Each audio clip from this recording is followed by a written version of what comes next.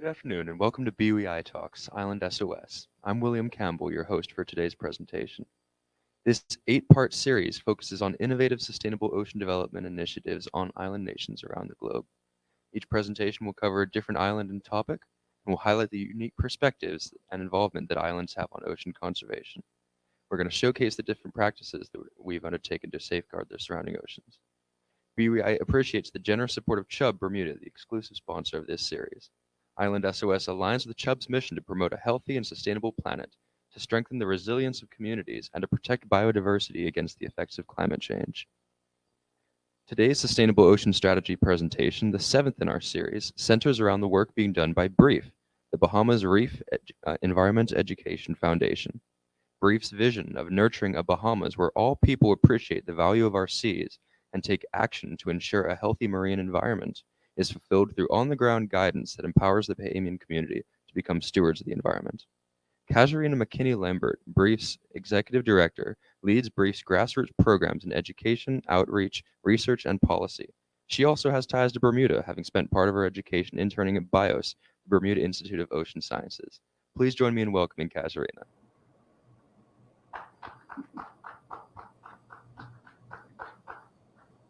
Hello, Casuarina. Just before we get started and before I turn the floor over to you for your presentation, I just wanted to ask if you could give us a little bit of your background and personal information on why the reefs are so important to you and what prompted your work in this field.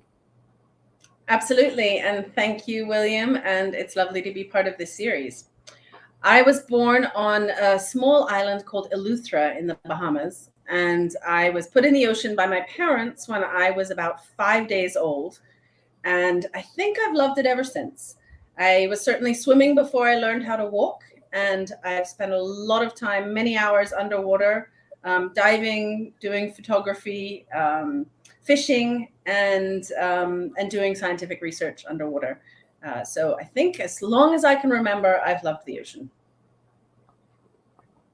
I understand you have a wonderful presentation on reef restoration with us today. I'll love to turn over the floor to you now, please. Thank you.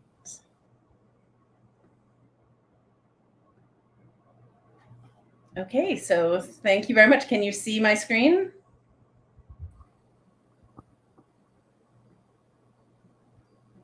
Yeah. Can you see my screen? You can. Okay. We're good? Okay. So good afternoon, everyone. As William said, I'm Casuarina McKinney-Lambert. I'm the Executive Director of BREEF, the Bahamas Reef Environment Educational Foundation.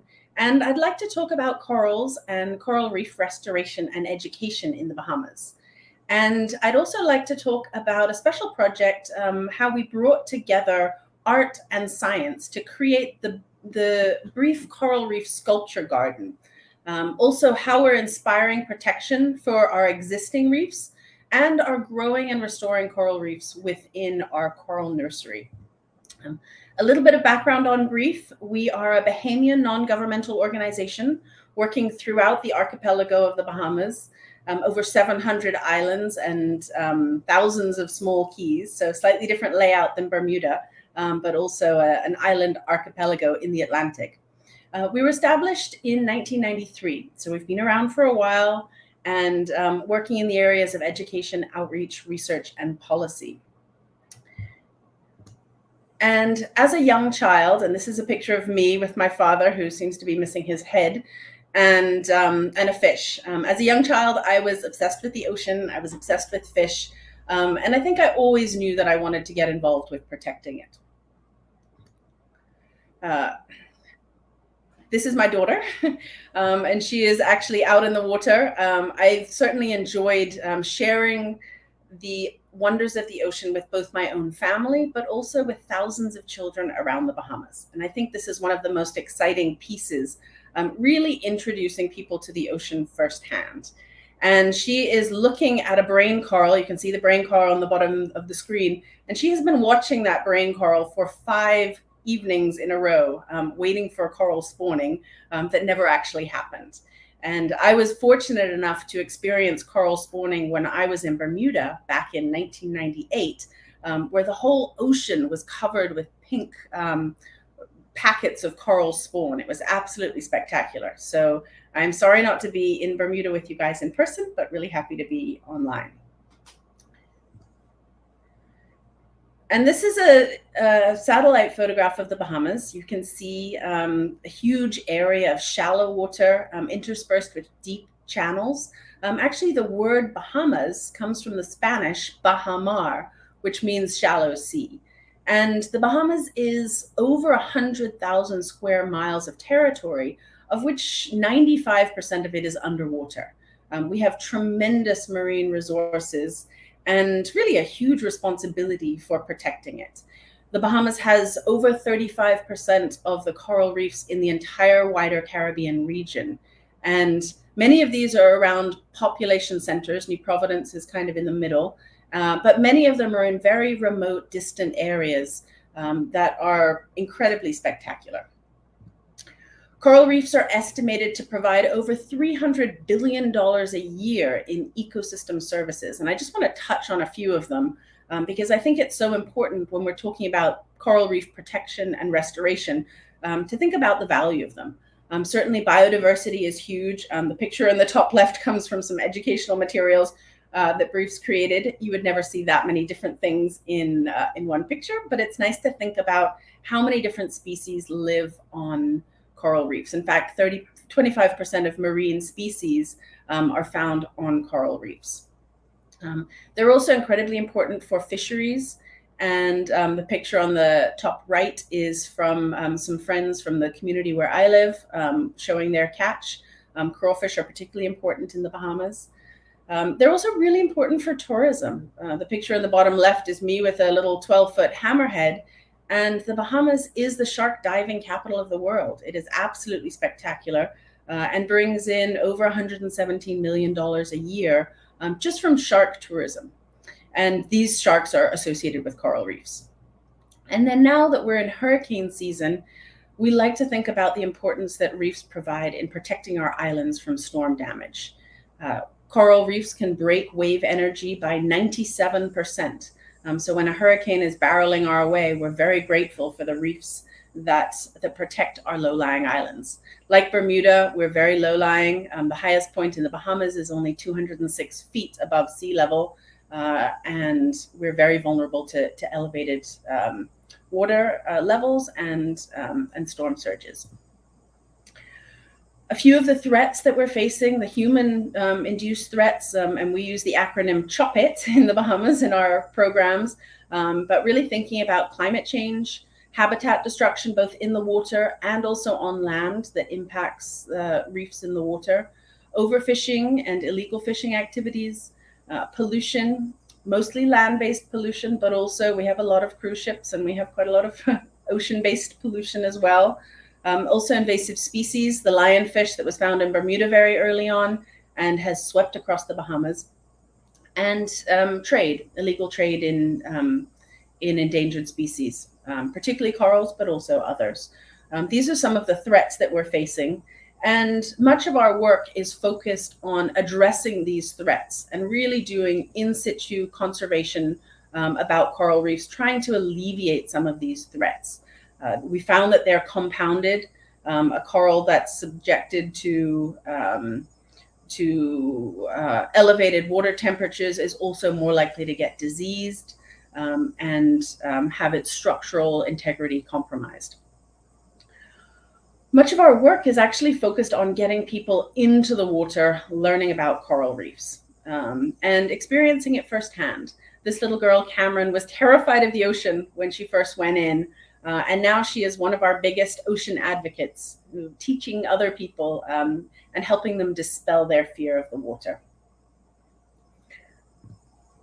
And now I'd like to tell you a little bit about an exciting and slightly different reef restoration project that we undertook starting in 2014.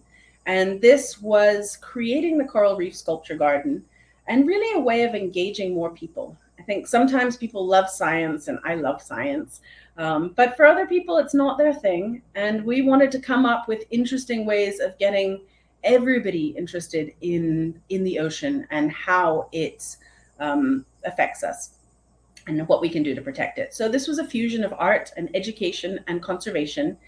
And it was a massive undertaking. We installed many sculptures in the water on the west coast of New Providence and worked in collaboration with Bahamian artists Willis E. Tynes and Andret John to create, these are actually their sculptures, and install them in the water. And they've actually since become sort of living, growing artificial reefs. We also have a trail of reef balls that connects the sculptures together. And here's a group of students who are actually doing a biodiversity survey. They're coming out and helping us look at what's living on these artificial reefs. And then we're comparing it with what was living there before when we had just a sandy area. So this is certainly turned into our underwater classroom. So we take a lot of kids out there to see it. And then this is the centerpiece of the Coral Reef Sculpture Garden. And it's actually the largest underwater sculpture in the world. Her name is Ocean Atlas, and she's modeled on a Bahamian student called Camilla, who is holding the ocean on her shoulders. And it's really representative of the next generation that is taking on the baton of ocean conservation. And she's turning into a living reef. She has brain coral growing on her head and sponges and tunicates growing in her armpits, and is really turning into an incredible piece of living underwater art. She weighs 60 tons and she's about 20 feet tall, and she comes kind of up to the surface of the water, close to the surface of the water. And what we found is a lot of natural recruitment. So we're seeing corals growing, we're seeing worms and sponges and bryozoans, and a lot of fish using these artificial reef structures as habitat. And here's a student, one of our students, who's doing a biodiversity survey and found a crawfish. This is our most valuable commercial fishery in the Bahamas. So we have crawfish living out there at the sculpture garden as well. And we found that it's also serving as a tourist attraction. It's a lot of people have come to see it and saw it when it was first installed, and then have come back to see how it's changing over time. So really thinking about reaching out to visitors to our country who are interested in enjoying the beach and going for a swim, but also want to dive a little bit deeper and experience more about what the Bahamas has to offer. So this has been recognized all over the world. The Ministry of Tourism is connected with us and is interested in using this to promote the Bahamas. So we've also used it to drive some of our bigger conservation objectives. We're working on some legislation for a Coral Reef Protection Act in coordination with our government, and also the establishment of marine protected areas. So the year after this, we installed this sculpture garden, the area around it was designated a marine managed area. We're also using it to clean up some not so lovely stuff. This is our local power plant, and a few years ago we had massive issues with oil leaking out of it. And the attention brought by this project has helped clean it up in a big way. And associated with the sculpture garden, we also have a coral nursery. And at this coral nursery, we're growing, right now we're growing staghorn coral, Acropora cervicornis. And we're doing this in collaboration with a number of other organizations and the Reef Rescue Network in the Bahamas and operating around the region. I'm not sure if it's connected with Bermuda, but may well be. And what we're doing is growing these fragments of coral suspended in the water column on monofilament fishing line and on a PVC frame. And and they're, hang on a second.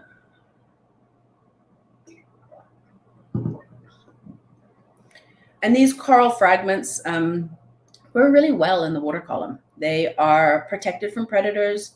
They are free floating. They get great light. They don't get covered with sediment. And what we found is that within about a year, they are ready to be outplanted onto adjacent reefs. So here I am with one of our students. You can see where she's cleaning the algae off this coral propagation unit. and these corals are ready to be outplanted. And then here are some that we outplanted onto an adjacent reef. And they're growing really well, and they're providing that structural complexity that is really helpful for small fish and other creatures to live in. And it's fun. It's great. This is a project that you can snorkel from shore. You can see it from literally from the beach, and people have got excited about it. We have adoption plans now, and we have, particularly around Christmas and Valentine's Day and birthdays, people get excited about adopting corals. And so we have lots of different coral adoption levels. And then people can actually come out and have a look at the coral that they've adopted and get updates on how it's growing over the year. So a way to connect with our supporters and get people excited about coral reef restoration in particular. And it's also a great opportunity to train young people in research skills and in opportunities, career opportunities that they may not have thought about. This is one of our interns who's measuring coral growth and has just completed the PADI Reef Rescue Diver certification course, and he is going on to work in the dive industry. So it's a great opportunity to get young people involved in reef-related careers.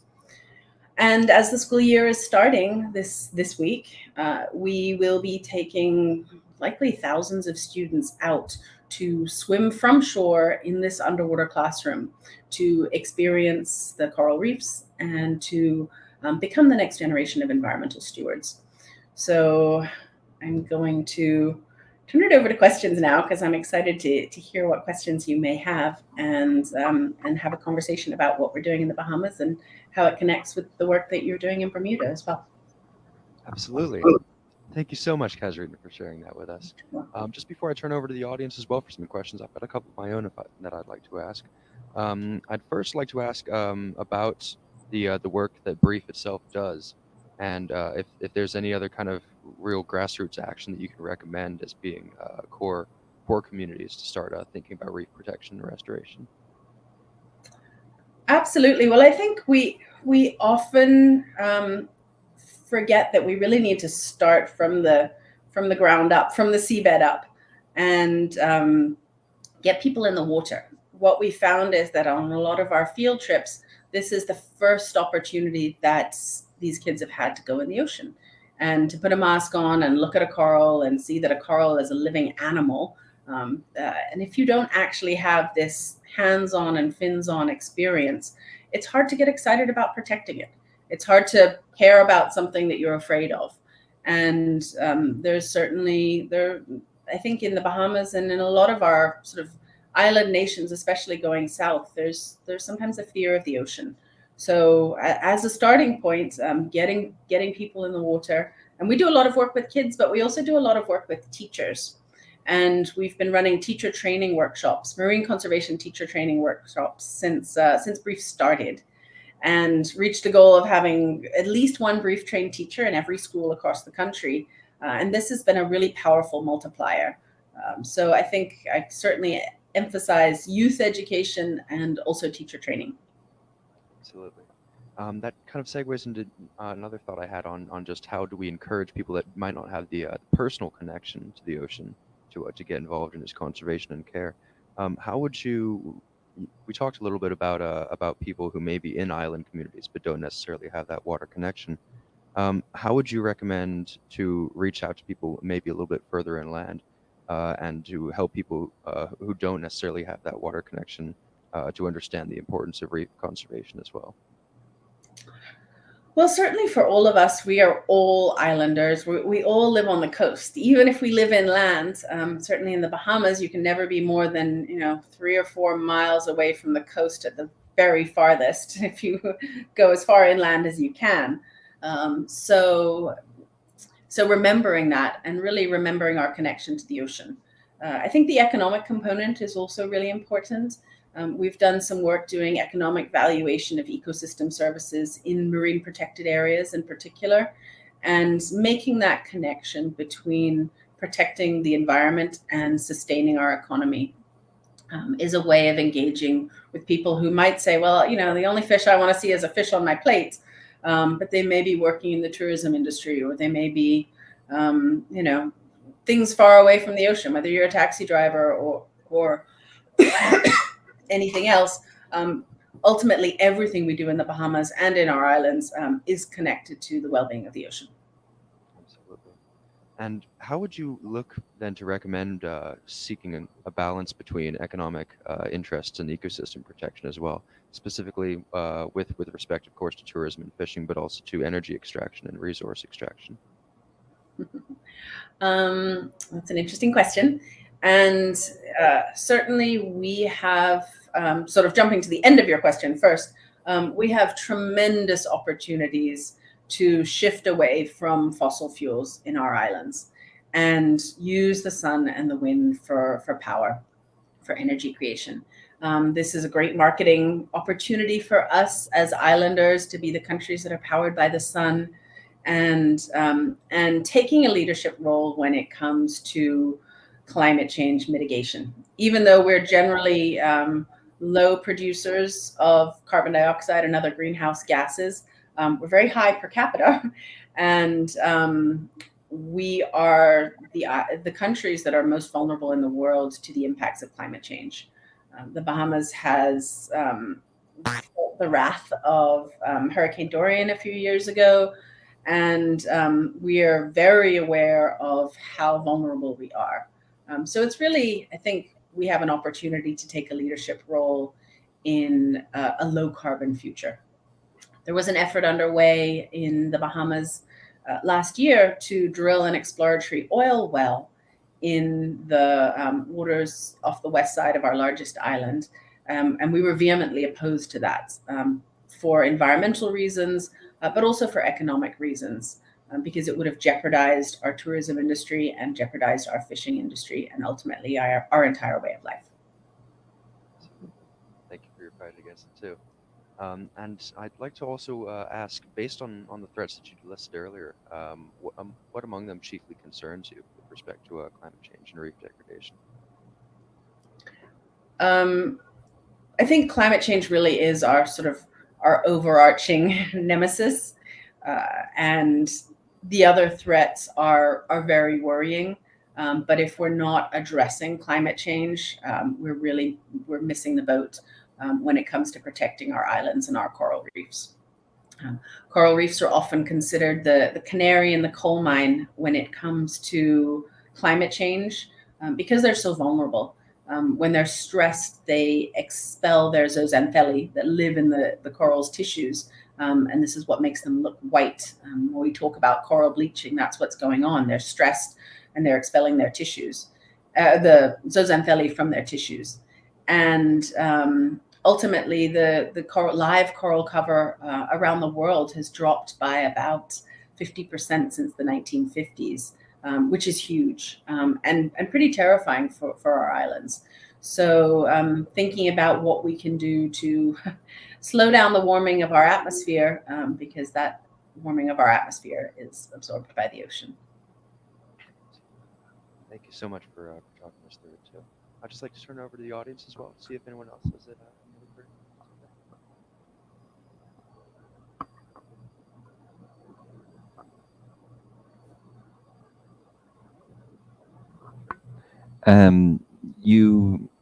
You asked the question about climate change and the impact on reefs, and I'm just curious what the impact has been on the Bahamas specifically, the damage to the reef cover caused by climate change. Here in Bermuda, we're fortunate to have one of the healthiest reef systems, we're told, in the world. And that's partly because we have heavy-duty brain coral, very little of the branching coral that gets pounded by hurricanes. And as somebody who's in the ocean a lot, I see some evidence of coral bleaching, but it's a very small percentage to my untrained eye. I'm wondering what it's like in a warmer sea where the Bahamas are located. Yeah, it's definitely variable. You guys are lucky that you're further north in that you have generally cooler water than we do. So it varies across the country, within the Bahamas as well. We have a lot of shallow bank areas that warm up very quickly, and we also have some deeper areas that may be less susceptible to bleaching. But we have seen, similar to around the world, we've seen over 50% decline in coral cover since monitoring has been taking place, and it's extremely worrying. Certainly, with our restoration efforts, we realize it's the most important thing to do is to keep the existing coral that we have alive, keep it alive. But as we're thinking about restoration and growing corals, what corals are likely to be most resilient to warming waters, and focusing our attention on those. Thank you. That was actually going to be my next question, which was in your reef restoration work with fragments. I've read fairly recently about how scientists, marine biologists are finding corals that are seemingly much more resistant to temperature changes, and therefore how important that would be to maybe even do some gene splicing and import the genetic makeup that gives that advantage to them, to other species, and helpfully mess with them. I have one final question, which is on a much more micro level. We don't have anything like the tourist traffic in Bermuda that the Bahamas has. But when I mingle with tourists on beaches, I see them slapping on sunscreen, and we have no such legislation as has been introduced in Hawaii and in one or two other places, I believe, banning certain kinds of reef insensitive sunscreens. Just what is BREEF doing in that regard? Have you done anything? Yeah, absolutely. So there are things that in each and every one of us can do to make a difference on the reef, and using reef safe sunscreens is certainly one of them. We encourage actually people who wear hats and wear rash guards and things like that to protect from the sun as your first strategy. But then using mineral-based sunscreens, titanium dioxide and zinc oxide, and completely avoid the chemical sunscreens. We don't have legislation about that in the Bahamas yet, but it's certainly something that we're looking into. As you mentioned, we do have a lot of visitors coming into our waters, and many of them aren't aware of that yet. So that is something that we're looking into, along with teaching people about not touching the reef and don't stand on the reef, and all of those kinds of physical impacts. Often the impacts that you can't see are even more damaging. Hello, Casuarina. This is your old mentor, in quotes, Robbie Smith. Oh my goodness, that's wonderful. How are you? I'm doing pretty well, and you look like you've been pretty busy since I last saw you in 1998, thereabouts. But it's great to hear all the positive impacts you've been making in your country, and we've been doing very similar things here with a lot of different organizations that have been effective here. But the thing that I was curious to learn from you is, and I could see the work you're doing with Acropora, but you had a question just a few minutes ago about other species, and I understand Bahamas is being affected by the stony coral tissue loss disease, which really is very narrow in its impact, but seems to be requiring in other places up the road in the Turks and Caicos. They've been trying to do some sort of assisted evolution to try to find corals that are most resistant. So are you aware of any work going on in the Bahamas to try to look at trying to contain this disease in some way?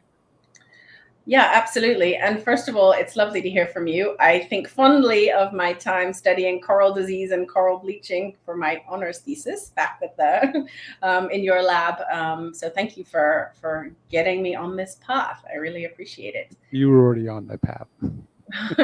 Maybe, but you definitely helped me. So thank you. And yes, so if I had longer time, I would have talked about the stony coral tissue loss disease. I did have a picture in there in the page of the anthropogenic threats, because we do have this in the Bahamas.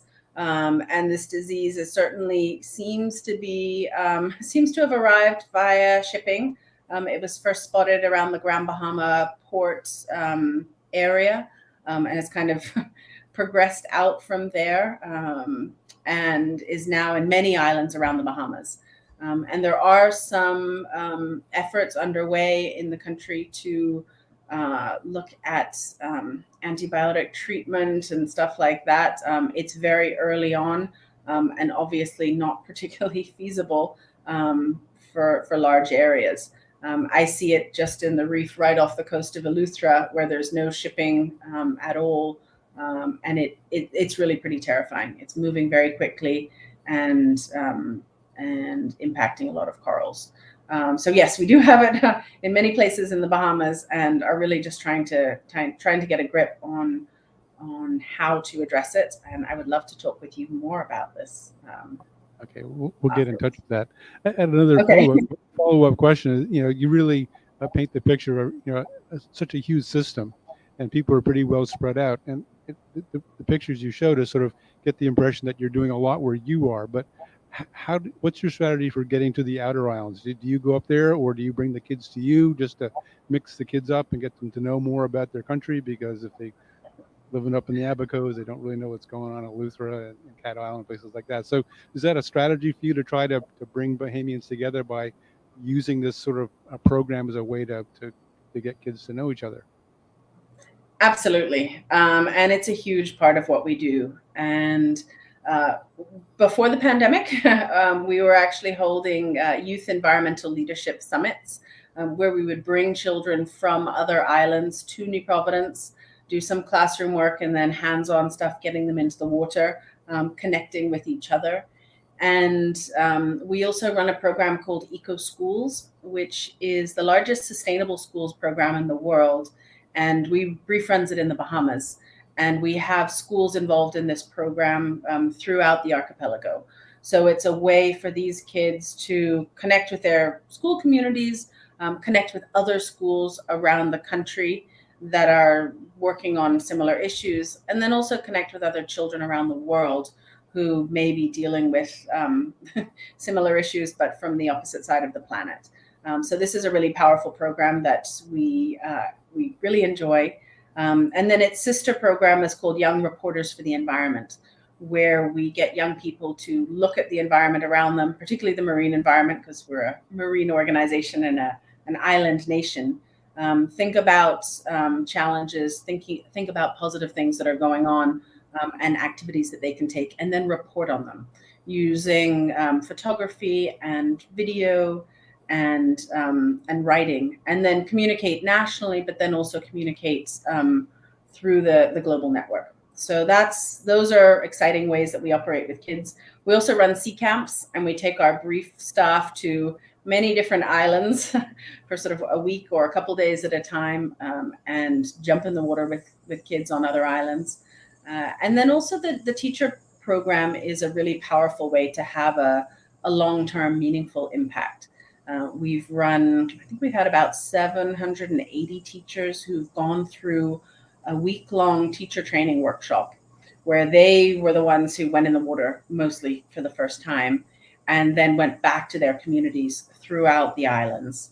And we found that there's teachers who took part in these programs 25 years ago who are still teaching their kids about the importance of coral reefs and mangroves. So that's a powerful way of connecting the islands and connecting the schools.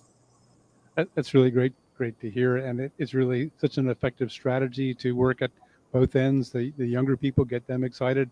It's great to hear about the reporting. I think that's really important for them to learn how to use their voice and their perception of what's going on, with some guidance to be able to get and exchange information, and the teachers make such a big difference. So we have it a little bit easier here in Bermuda. We do something very similar, but we only got 21 square miles to navigate. So that's good.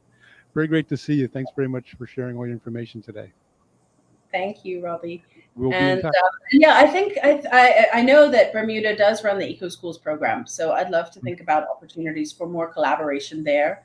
And one thing that I should have mentioned is during the pandemic, we kind of had to shift away from doing in-person and in-water activities because we were very locked down. But we realized that we really needed to support teachers in teaching the same science that they needed to teach, and that we were able to do a lot online. So we switched to doing a lot of virtual presentations. We did virtual dives at the Coral Reef Sculpture Garden that we went out and filmed surreptitiously, videoing underwater, and then shared it in presentations with kids. And that had the benefit of letting us reach other schools. So we have some islands in the southern Bahamas that only have 2 scheduled flights a week. And it's really difficult to get there. But they were able to get online. And so we reached a number of schools that we hadn't yet been to in person. And that's something that we'd like to continue. And we also had some students join us in our virtual youth leadership summits from other islands and other countries.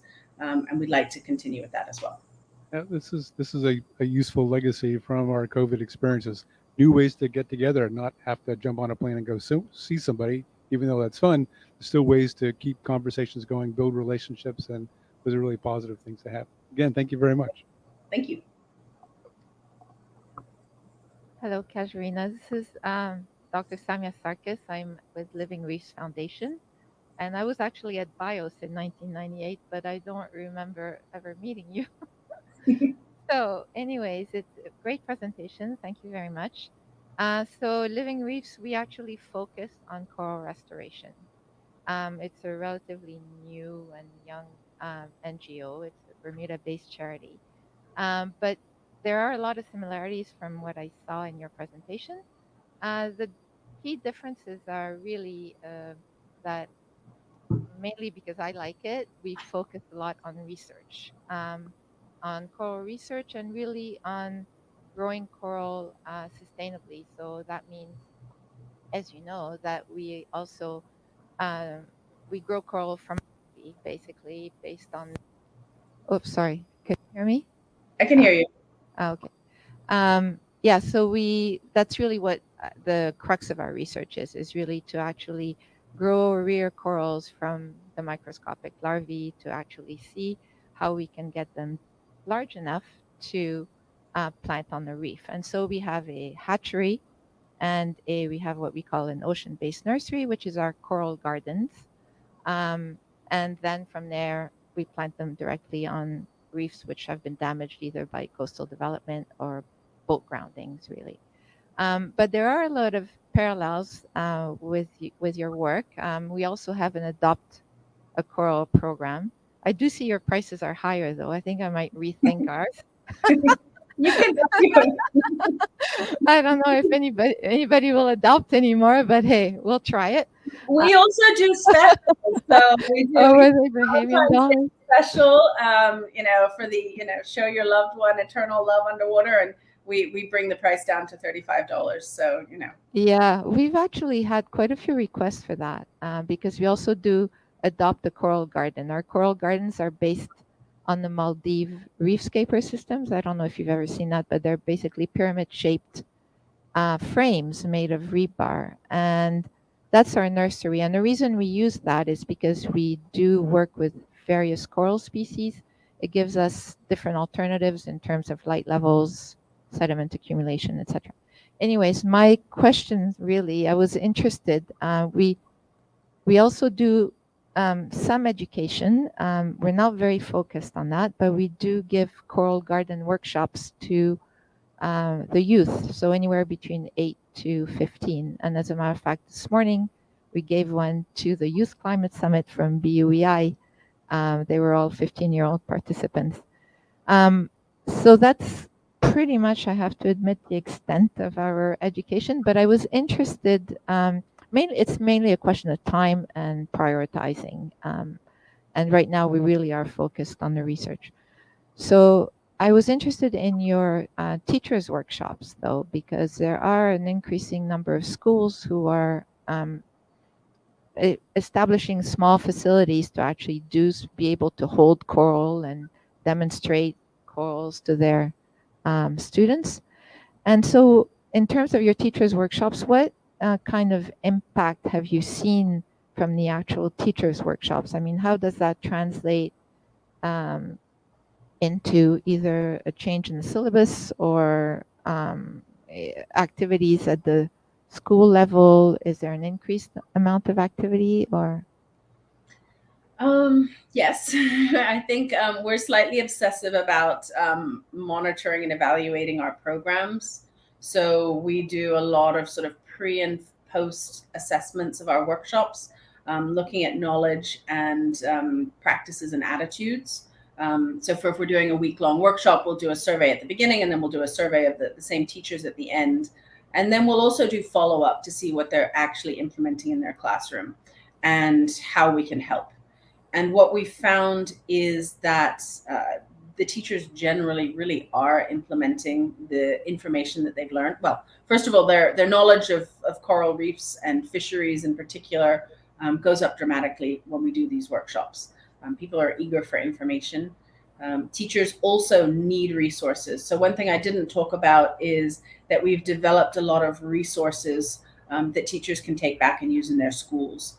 And these are, we have a Life on the Bahamian Coral Reef poster, and we have a virtual coral reef field trip. And I can send you these kinds of things online. Please reach out to me because we've kind of digitized all of these things, and you can do our dive on the Bahamian Coral Reef activities and teacher workbooks and things like that. Happy to share that.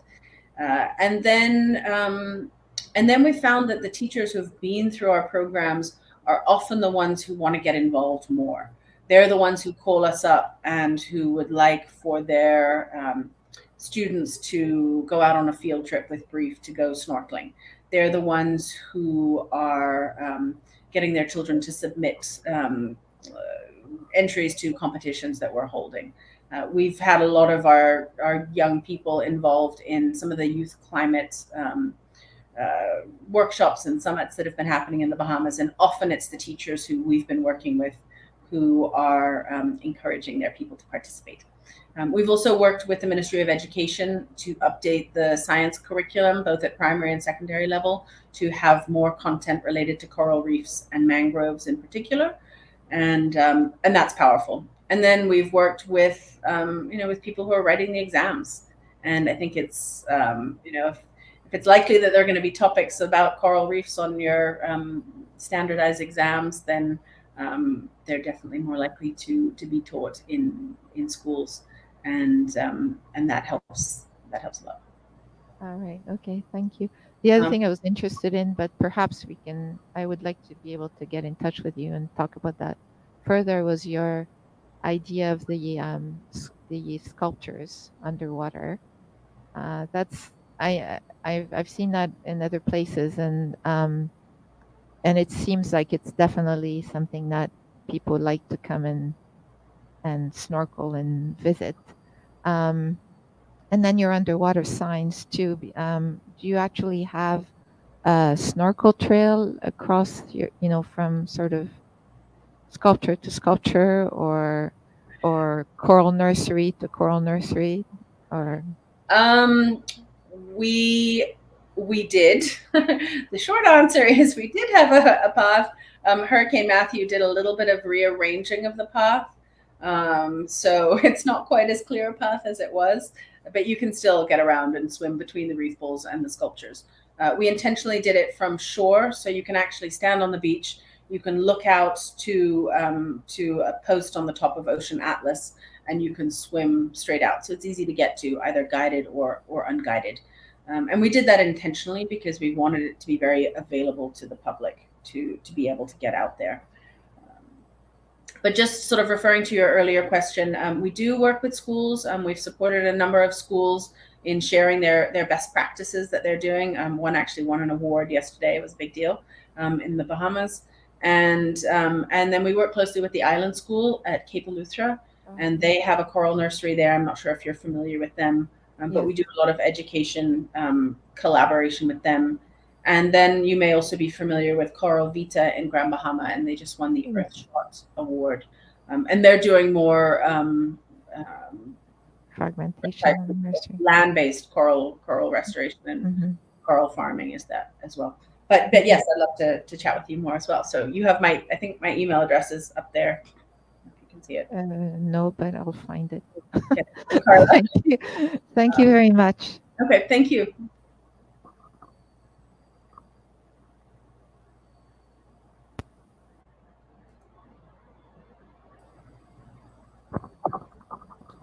And then just one other workshop type that we really like doing. When we reached our goal of having at least one trained teacher in every school across the country, we also continued some work that we were doing with law enforcement through our fisheries outreach activities.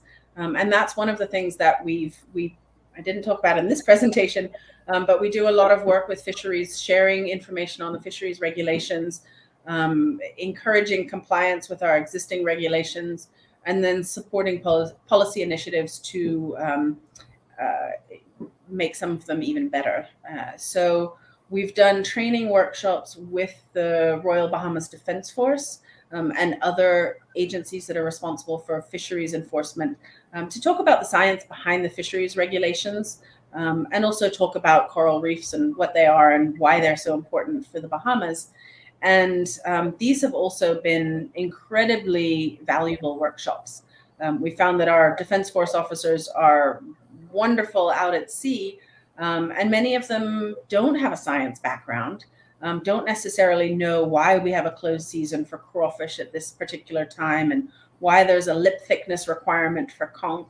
And they're really interested to better understand the rationale for the regulations that they're charged with enforcing. So these workshops have also been powerful tools in our outreach toolbox. Cool. Thank you, Casuarina, for talking with us today and for sharing how the Bahamas have deployed these sustainable ocean strategies around reef protection and restoration. It's our hope that your presentation today will inspire and encourage discussions throughout Bermuda and across other island communities as well. And before we wrap up as well, I'd just like to ask if you would like to just give a word for anyone who might want to get in contact with you too, understanding if your email wasn't displayed earlier, if you'd like to share a word on that. Yeah, absolutely. So please do reach out to us. Our email address my email address is casuarina@breef.org, and that's casuarina@breef.org. And I do realize that I'm named after an invasive species, and I love the fact that I get the chance to talk about lionfish and other invasive species as a result of my name. But reach out to us at that address.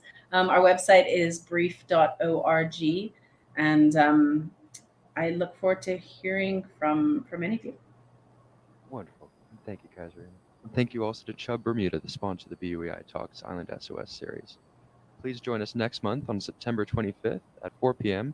for the final talk in this series, when the focus will shift to the Azores and their world-class sustainable tourism strategy. I'm William Campbell, and I'll see you next time. Thank you.